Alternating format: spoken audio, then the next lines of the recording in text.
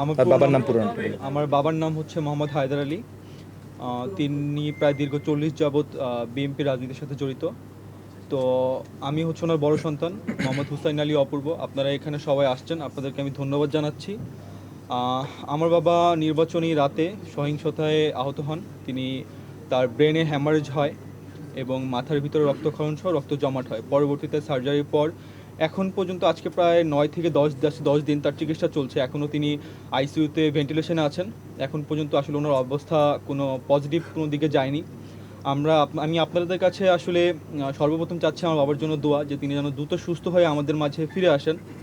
এবং আরেকটা আমি যেটা চাচ্ছি, আমি রাষ্ট্রের কাছে বিচার চাচ্ছি যে এই হামলার সাথে উনি আহত হওয়ার সাথে ওনার আজকে এই মৃত্যুর যে কাছাকাছি উনি চলে আসছেন, আমি জানি না উনি আমাদের মাঝে ফিরবেন কিনা। তো এইটার জন্য যারা জড়িত বা যারা এটার সাথে হচ্ছে, যাদের কারণে উনি আহত হয়েছে, যেভাবে আহত হয়েছে, আমি আসলে রাষ্ট্রের কাছে, রাষ্ট্রের প্রধানমন্ত্রীর কাছে, আমাদের অভিভাবকদের কাছে, মিডিয়ার কাছে আমি বিচার চাচ্ছি। আমি চাই আমার বাবা তিনি সুস্থ হোক এবং তিনি তার বিচারটা পান।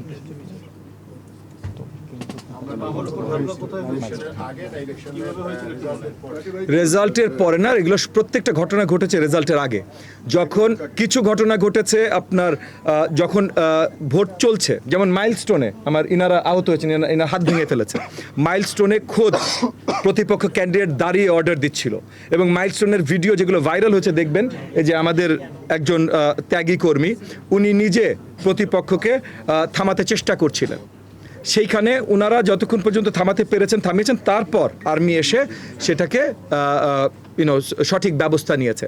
সো এই জায়গাগুলোতে তারা যে কাজগুলো করেছেন এবং কিছু এই যে ভোট ইসের সময়, তারপর কিছু গুনতি চলার সময়, সো হায়দার আলী সাহেবের উপরে যখন আক্রমণ হয়েছে তখন ভোট কেন্দ্রের ভিতরে গুনতি চলছে এবং তারা হয়তো ইন্টারনালি খবর পেয়েছে যে আমরা এগিয়ে আছি।